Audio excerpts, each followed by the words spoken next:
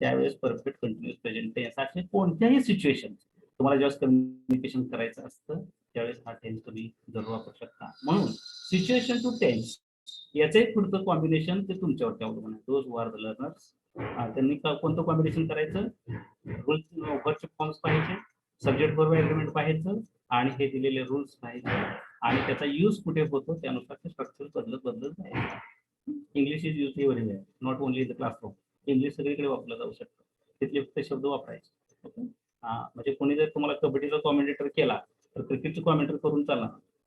तिथले शब्द तुम्हाला माहित पाहिजे. कबड्डीच्या याच्यामधले त्या स्पोर्ट्समध्ये तुम्हाला शब्द माहित पाहिजे. मग तुम्ही कंटिन्युअस प्रेझेंट टेन्स तिथे वापरलं तर चालू शकतो. तिथं पाठांतर करण्याला वाव नाहीये, पाठांतर करू शकत नाही. हे बेस झाला की पाठांतर करण्याची आवश्यकता नाही.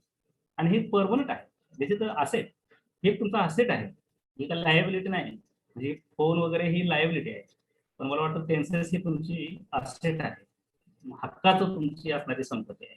तर तुम्ही त्याची प्रॅक्टिस करून त्याचं तुम्ही चांगल्या पद्धतीने तुम्ही त्याचा फायदा करून घेऊ शकता. ओके. नंतर सिंपल पास्ट टेन्स त्याचा पहा, असर्टिव्ह रूल पहा येलो याच्यामध्ये सब्जेक्ट प्लस V2 आणि प्लस ऑब्जेक्ट असं त्या ठिकाणी येतं. पुढे त्याचा पहा, यू रोट अ लेटर आणि इथं शी रोट अ लेटर. बऱ्याच वेळेस सिंपल प्रेझेंट टेन्स मध्ये राईट्स असतं म्हणून बरेच विद्यार्थी इथं शी रोट्स असा काहीतरी नवीन शोध लावतात आणि बरेच इंग्लिश लिहिण्यामध्ये विद्यार्थ्यांच्या मध्ये मला बरेच असे काही वेगळे शोध लागलेले दिसत आहेत. तर तसे काय प्रकारचे शोध वगैरे तुम्ही त्याला लावायचे नाहीये.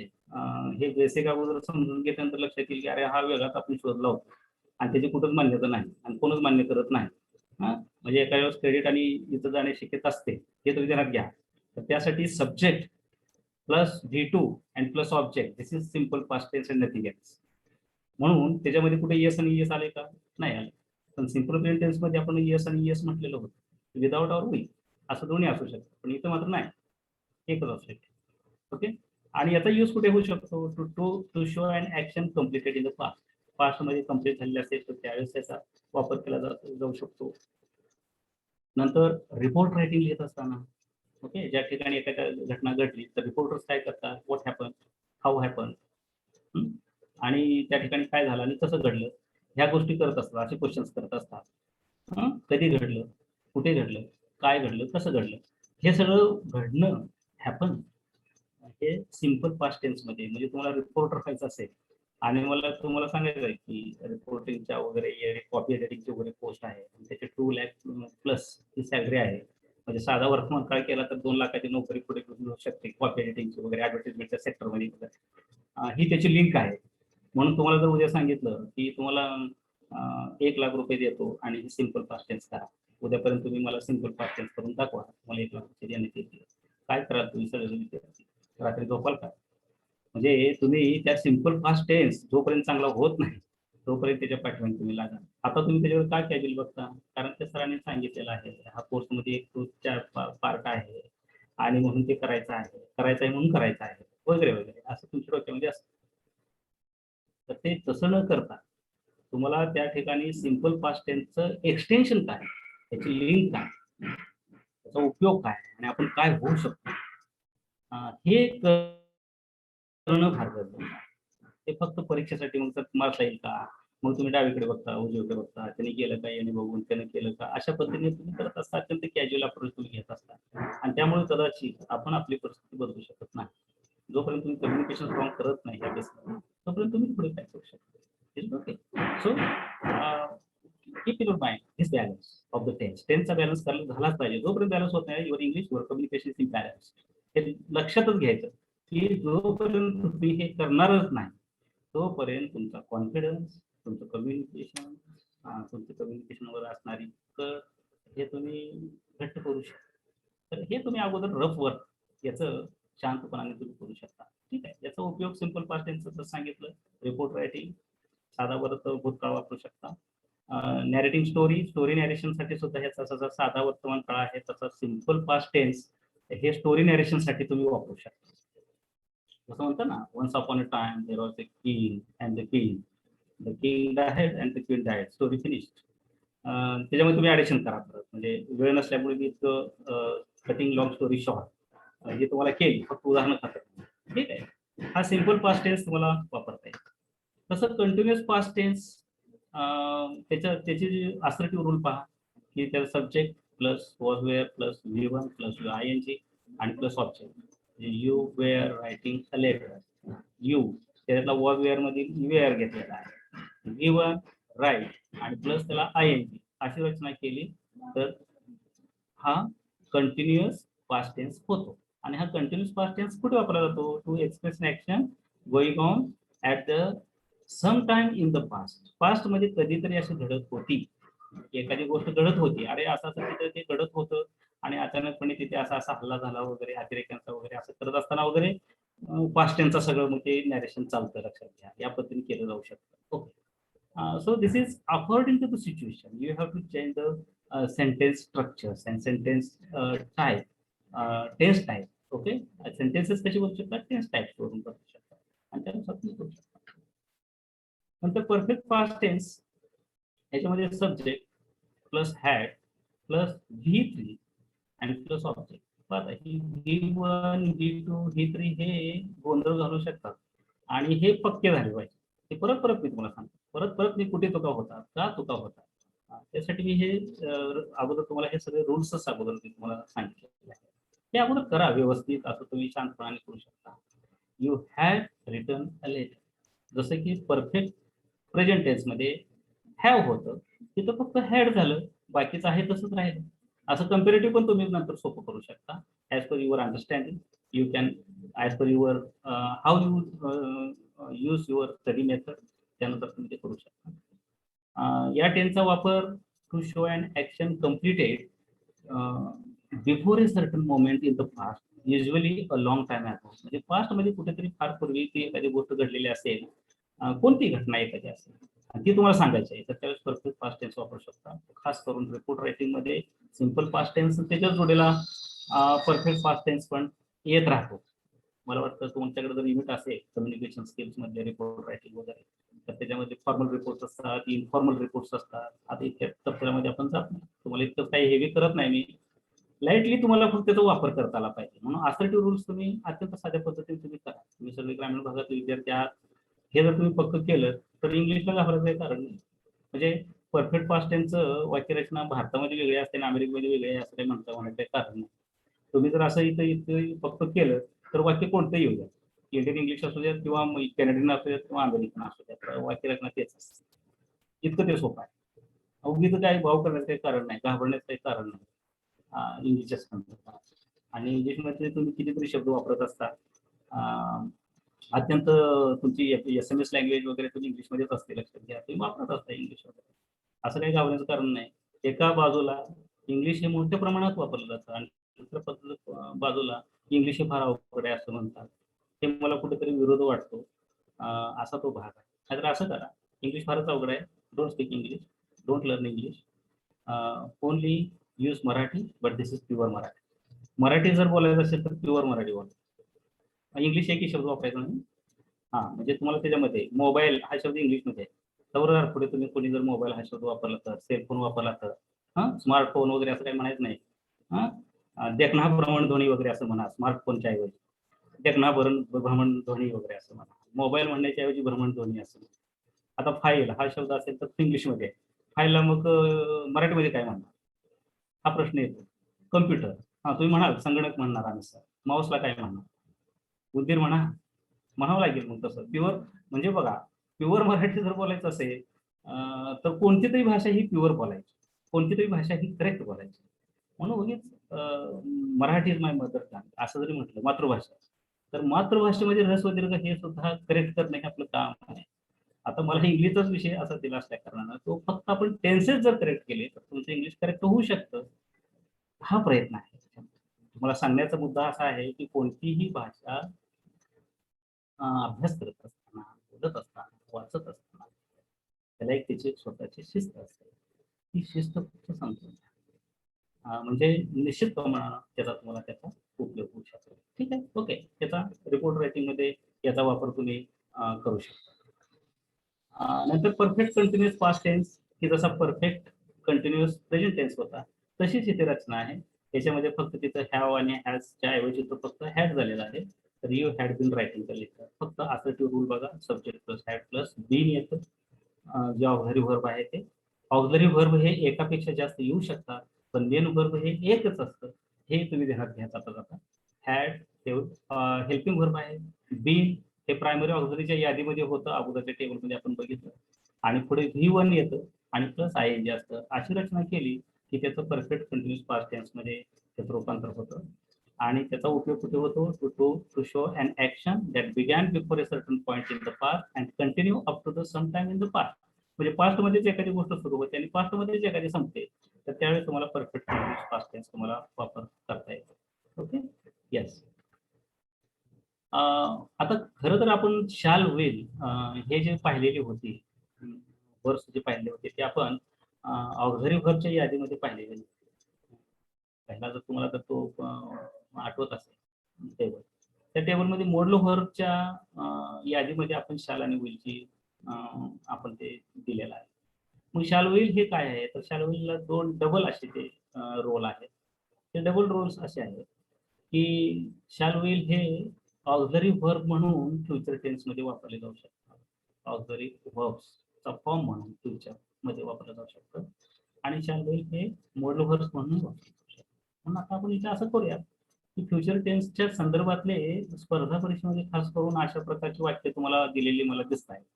आणि ते वाक्य करत असताना मुलांना काही अडचण येऊ नये म्हणून हे मी अत्यंत पारंपरिक पद्धतीने तुम्हाला सिंपल फ्युचर टेन्सचा रोल काय आहे हे मी सांगतो. पण ह्याचा अत्यंत असा लेस वापर आहे, कमी वापर केला जाऊ शकतो, कारण त्याचा सिंपल प्रेझेंट टेन्समध्ये आणि कंटिन्युअस प्रेझेंट टेन्समध्ये फ्युचर टेन्स सांगू शकतो. म्हणून अलीकडच्या काळामध्ये फ्युचर हा टेन्स न राहता फ्युचर हा फक्त टाइम राहिला, हे तुम्ही ध्यानात घ्या. पण आता हे सगळीकडे लागू लगेच पडत नाही, कारण अत्यंत ते मॉडर्न होईल. तर आता आहे ते असू द्या, या पद्धतीने तुम्ही करा. आणि नंतर आपण सांगू, ज्यावेळेस तुम्हाला तुमचे कन्सर्न टीचर्स आहेत ते सुद्धा तुम्हाला सांगतील पुढे. Okay, so the assertive rule याच्यामध्ये subject plus shall will plus V1 येतं आणि प्लस ऑब्जेक्ट येतं. म्हणजे you will write a letter असं येतं. ठीक आहे. तसं शी विल राईट, सॉरी इथं राईट्स असं झालेलं आहे, तिथे करेक्शन करूया, स्पेलिंग मिस्टेक आहे, राईट्स नाही ते मी करेक्ट करून नंतर पाठवून देईल. कॉपी पेस्ट मध्ये झालं. शी विल राईट अ लेटर. म्हणजे आता याच्यामध्ये असं पण चूक होऊ शकते की आता बरं झालं ते आता ते चुकून तिथं राहिलं, म्हणजे अशी चूक होऊ शकते की शी विलच्या पुढे राईट्स येईल का, अशा काही चुका दिसू शकतात. असंही तर त्याच्यामध्ये भाग होऊ शकतो. पण शी विल राईट तिथं असू शकते. तिथे येस आणि येस फॉर्म, ING फॉर्म हा फक्त फ्युचर टेन्स मध्ये शाल आणि विलच्या पुढे येऊ शकतो. नंतर कंटिन्युअस फ्युचर टेन्स मध्ये सब्जेक्ट येतो, शाल विल येईल प्लस बी हे प्रायमरी ऑक्झिलरी मध्ये येतं आणि V1 plus ING. She will be writing the letter. याचा जर टेन्स कोणता म्हटलं तर तुम्हाला यू हा सब्जेक्ट आहे, शाल विल मधलं विल आहे, नंतर ते बी आहे, नंतर राईटचं V1 राईट आहे आणि त्याला प्लस ING आहे. अशी रचना असल्यामुळे हा कंटिन्युअस फ्युचर टेन्स आहे असं तुम्ही म्हणू शकता. आणि हे हा केव्हा वापरला जातो? To express an ongoing or continued action in future. एखादी फ्युचरमध्ये ती गोष्ट घडत असेल, असं काही वेळेस भविष्य करायचं असेल, असं काही भाकीत करायचं असेल, तर त्यावेळेस निश्चित रूपाने तुम्ही हा टेन्स असा वापरला जाऊ शकतो. परंतु अशा काही गोष्टी अत्यंत रेअर असतात. फ्युचर टेन्सचा वापर हा अत्यंत रेअरली केला जाऊ शकतो.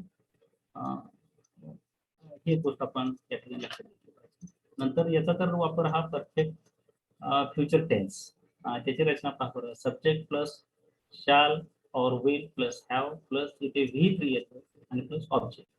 तसेच पुढे एक्झाम्पल केलं आहे, you will have return a letter. You will have return a letter.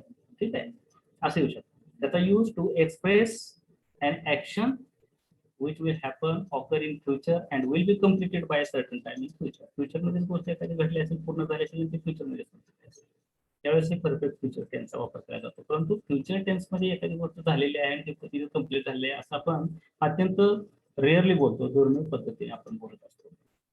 Communication मध्ये काही बोलत नसतो. कम्युनिकेशन मध्ये जास्त वापर प्रेझेंट आणि पास्ट टेन्सचा जास्त केला जाऊ शकतो. आपल्याला काही गोष्टी सांगायच्या असतात, काही घडत असतात, काही पुढे सांगायचं असतं, हे आपण साध्या आणि प्रेझेंट टेन्स आणि पास्ट टेन्स मध्ये आपण सांगू शकतो. ठीक आहे. Then perfect continuous future tense. This also is a rare use of this tense in your communication. ह्या कम्युनिकेशन मध्ये फक्त हे तुम्हाला माहिती असावं म्हणून हे कम्प्लीट व्हावं म्हणून हे मी तुम्हाला या ठिकाणी दिलेलं आहे. Subject plus shall will plus have plus be plus v1 plus ing. This is the longest route for this tense. पण हे याचाच you will have been writing a letter असं वाक्य देतात आणि त्याचा तुम्हाला क्वेश्चन करा म्हणून सांगतात किंवा त्याचं निगेटिव्ह करा म्हणून सांगतात आणि त्याचे 4 पर्याय खाली दिलेले असतात स्पर्धा परीक्षेमध्ये. आणि इतका गोंधळ होतो की हे बरोबर आहे का ते बरोबर आहे, सगळंच बरोबर वाटतं आणि काही वेळेला सगळं चुकीचं वाटतं. मग तिथं आपण डिसिजनच घेऊ शकत नाही की कोणतं बरोबर आहे. पण एवढं मात्र निश्चित असतं त्यात एक बरोबर असतं. मग चुकीचं काय आहे हे समजून घेण्यासाठी बरोबर काय आहे याचं ज्ञान असावं लागतं. हे तुम्ही ध्यानात घ्या. ओके. सो चूक कुठं आहे, चूक समजण्यासाठी करेक्ट काय आहे हे समजावून घेणं फार गरजेचं असतं. ठीक आहे. त्यासाठी हे रोल दिलेले आहे. तुम्हाला लगेच कळेल की in this way we can make this, we can correct this. हे होऊ शकतं. Okay. So to express an action that will begin at a fixed time in future and will continue for some time in future. Future मध्ये गोष्ट घडत असेल, घडत राहिलेली आहे आणि पुढे घडेल, ती खूप फारच पुढची गोष्ट आहे. त्याचा वापर फार रेअर असा होऊ शकतो. Okay. So this is the tense. पुढे आता आपण इकडे येऊयात मुख्य याच्याकडे की पुढे आता टेन्सेस असतं तर इथं आपण जास्त चर्चा करू शकलो असतो, परंतु त्या चर्चेच्या संदर्भात थोडंसं मोडलोहर्सवरतीही तो तुम्हाला लाईट त्याच्यावरती दिला पाहिजे तुम्हाला, ते अंधारात राहून. ओके. मोडलोहर्स. मोडलोहर्स are a small class of auxiliary verbs. Auxiliary व्हर्बच्या टाइप्समध्ये तुम्हाला मोडलोहर्सचा एक टाईप तुम्हाला त्या अगोदरच्या टेबलमध्ये दिलेलं होतं, म्हणून त्याला small class of auxiliary verbs असं म्हणता येईल. Modal verbs are also called special verbs. मोडलोहर्सला स्पेशल व्हर्ब्स असे म्हटलं जातं. And they give specific meaning to the main verbs of the sentence. त्याला स्पेशल का म्हटलं जातं, कारण जे मेन व्हर्ब असतं त्या मेन व्हर्बच्या अगोदर मोड व्हर्ब वापरलेले असतात आणि ते स्पेसिफिक मिनिंग देत असतात मेन व्हर्ब्सला किंवा त्या सेंटेन्सला, म्हणून त्यांना स्पेशल व्हर्ब्स असंही म्हटलं जातं. They are used with other verbs. Other means main verbs to express ability, obligation, permission, prohibition, advice, suggestion, possibility, etc. हे इतकं दिलं जातं त्याच्यामध्ये. नंतर they can be understood by their modality. Modal verbs हे मोडॅलिटीज वरती अभ्यासले आहे, रचनेवरती नाही. ते मिनिंग किंवा त्याचा काय सेन्स होत. मोडलोहर्स हे नेहमी का अवघड वाटतात, का समजत नाही, कारण त्याचे छटा असतात. मिनिंगच्या काही असतात, शेअर्स असतात. जसे असतात ना, colour of the colours and the shares of the colours, तसे meanings of the meanings and the shares of the meanings असं असतात. बरोबर. म्हणजे प्रत्येक शब्दाला एक अर्थ असतो, सेन्स असतो आणि त्यानुसार ते आपण लक्षात घ्यायचं असतं. म्हणून मोडलोहर्स हे मिनिंगच्या लेवलवरती अभ्यासायचे, रचनेच्या लेवलवरती नाही. प्रत्येक वाक्याची रचना ती असेल म्हणून त्याचा अर्थ तोच असेल असं नाही. ओके. ती पुढे बघूयात, त्याच्या उदाहरणानुसार आपण बघूयात. नंतर मोडलोहर्सच्या हा टॉपिक आपण पुढे कंटिन्यू करतोय की लिस्ट ऑफ मोडलोहर्स. पुढे काही लिस्ट तुम्हाला थोडीच दिलेली आहे. वेळेची बंधन असल्यामुळे तुम्हाला काही थोडीफार लिस्ट आहे ते देतात. त्याच्यामध्ये will, shall, would, should, must, have to, may, might, can, ought to हे मोडलोहर्स. त्याच्यामध्ये म्हणणार तर इथे शॅल विल कसं काय, तर मी अगोदर सांगितलं शॅल विल डबल रोल आहे. तो डबल रोल्स असे आहेत की ते फ्युचर ऑक्झिलरी म्हणून वापरले जातात आणि मोडलोहर्स म्हणून असं दोन्हीकडे त्याचा उपयोग होऊ शकतो. आता मोडलोहरचे रूल्स काय आहेत, तर इथे टेन्सेसचे वगैरे रूल्स असत नाही. टेनचा रूल नाही लावायचा. तर काय असतो, सब्जेक्ट असतो प्लस मोडलोहर प्लस V1 आणि प्लस ऑब्जेक्ट. म्हणजे for example I can drive A car. I हे सब्जेक्ट, कॅन हे मोडलोहर, ड्राईव्ह हे V1 आहे आणि कार हे ऑब्जेक्ट आहे. म्हणून modal verbs do not have all the tenses. मोडलोहर्सला सगळे टेन्सेस लागू नाही. टेन्सेस ही वेगळी गोष्ट आहे, मोडलोहर्स ही वेगळी गोष्ट आहे. They are specially used as a special occasion. Special occasion वरती ते वापरलेले असतात. आता मोडलोहर्स याच्यामधलं विल बघूया. आता विलचे मिनिंग काय काय? विलचे मिनिंग आहे promise, instant decision, invitation offer, certain prediction आणि फ्युचर टेन्स ऑब्झर्व. हे त्याचे मिनिंग्स आहे. आता प्रॉमिस करायचं असेल तर don't worry, I will be there. या वाक्याचा अर्थ काय? आय विल बी देअर, मी तिथे असेल. म्हणजे त्याचा अर्थ काय, मिनिंग काय? तर this is kind of a promise. म्हणून मोडल व्हर्ब्स हे मिनिंगच्या लेवलवरती जर तुम्हाला त्या वाक्याचा अर्थ समजला तर तुम्ही चांगलं कम्युनिकेशन करू शकता. म्हणजे तुम्हाला जर कोणी विचारलं कुठे निघाला आहात, तर तुम्ही म्हणणार की बाजारामध्ये निघालो. मग का तुम्ही तसं विचारलं? नाही, मला वाटलं तुम्ही बाजारातच निघाला. त्या कम्युनिकेशनला काही अर्थ राहत नाही ना. म्हणजे तुम्ही समोरचा काय म्हणतो हे समजावूनच घेतलं. ते समजावून घेणं फार गरजेचं असतं. म्हणजे त्याचा अर्थ काय हे समजावून घेणं. म्हणून लिसनिंग कॅपॅसिटी, ते समजावून घेणं त्या सेन्स, मग तुम्ही चांगलं कम्युनिकेशन. एखादा इन्स्टंट डिसिजन घ्यायचा असेल, I will take this books with me, I will take these books with me. So this is a kind of a decision. Okay. हा त्या ठिकाणी असू शकतो. नंतर invitation offer, will you come to my birthday party.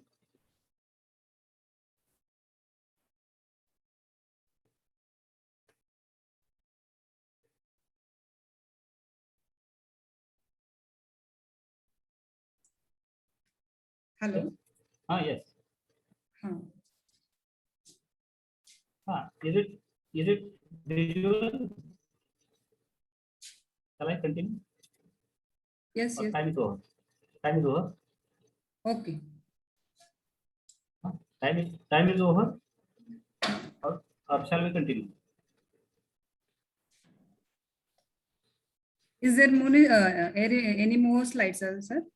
No, not yet. I think only 2 or 3. I will continue for 5 minutes.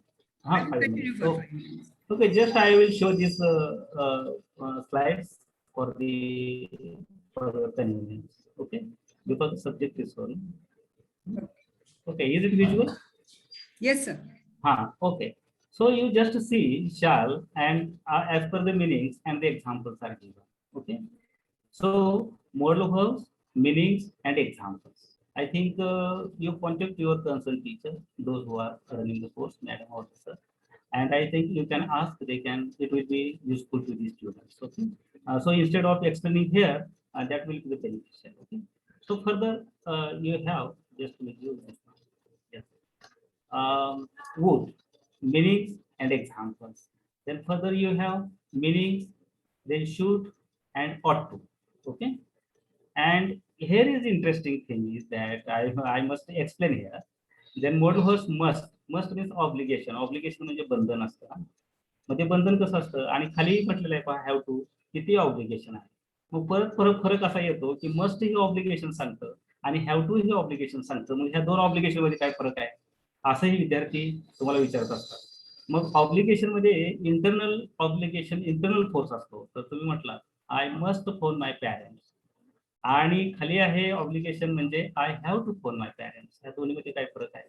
I must phone my parents याचा अर्थ मला phone आई वडिलांना केला पाहिजे, कारण ते माझी ती ड्युटी आहे, मुलगा म्हणून किंवा मुलगी म्हणून मला त्यांना फोन केला पाहिजे. This is my duty, this is the internal force मला वाटतं म्हणून त्यावेळेस मस्ट वापरायचा, I must phone my parents. आणि ज्यावेळेस असं म्हटलं I have to phone my parents, तिथे एक्सटर्नल फोर्स असा असतो, मला आई वडिलांना फोन करायचा नसतो, परंतु वडील रागवतील, आई रागवेल किंवा आई वडिलांचा दबाव असतो, तो त्याला एक्सटर्नल फोर्स असतो. त्यावेळेस तुम्ही म्हणू शकता की I have to phone my parents. मग तुम्ही ठरवा I must phone my parents की I have to phone my parents.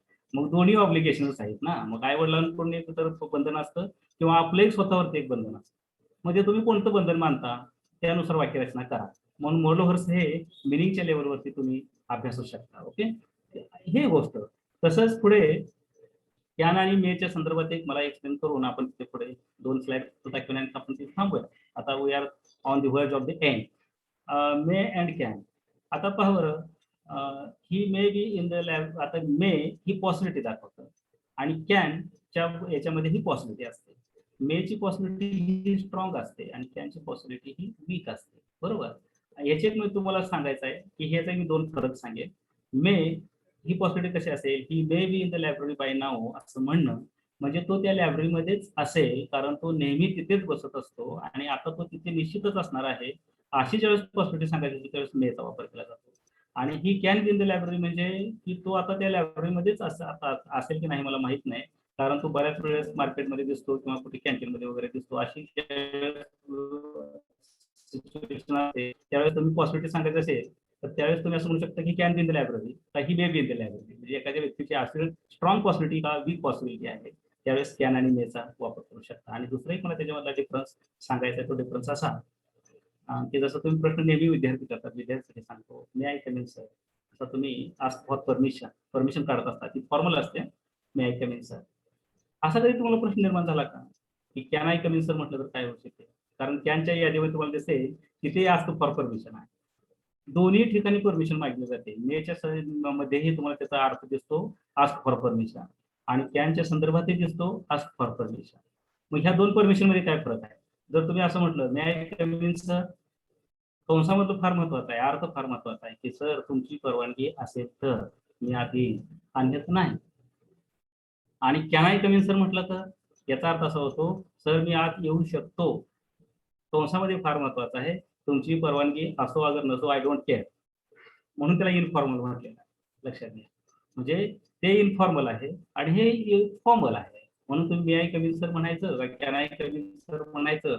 Can I come in sir म्हटलं तर तुमचं त्याच्यामध्ये तुमची पर्सनॅलिटी दिसते तो उद्धटपणा दिसेल. लक्षात घ्या. So therefore these verbs are special verbs. Special occasion वरती ते वापरलेले असतात. ठीक आहे. या पद्धतीचे काही थोडे डिफरन्स बरेच मोडोवर्स मध्ये आहेत त्यातले काही थोडेफार मी तुम्हाला सांगितले. ओके पुढे आता पुढचा तसाच वापर आहे तुम्हाला असं दिसेल. आणि या पद्धतीने तुम्ही जर tense and the modal verbs if you make the meaning and according to the structure and the structure and the meaning should go side by side in your communication. And I think your future is bright if you go studying this English language in this way on the structure level and on the meaning level. Okay, so I think as you know, all of you know that practice makes man perfect, and all the best for this. And I'm very thankful to all of you and the organizer and my friend giving me such a nice opportunity to talk to you, and it's my great happiness forever. Thank you very much. Thank you, sir.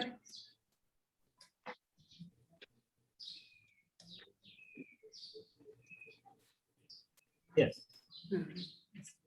Thank you very much. Any question? Yes. विद्यार्थ्यांना काही विचारायचं असेल तर विचारू शकता का? Yes.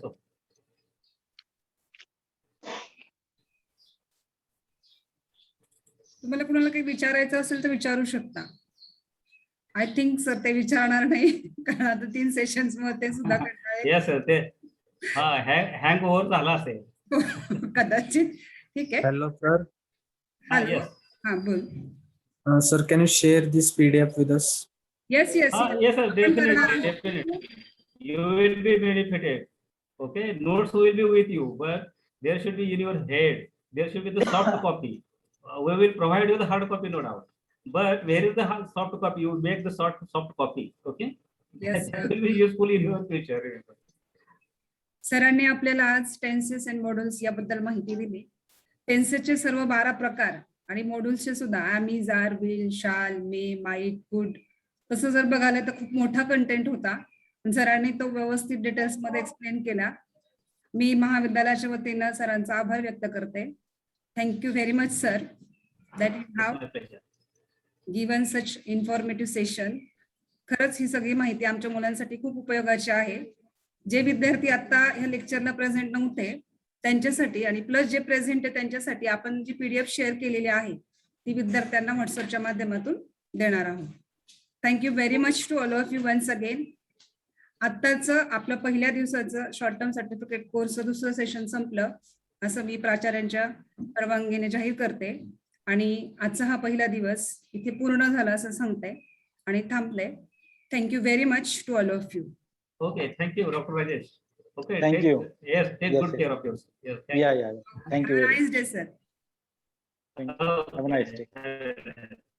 Okay. Thank you.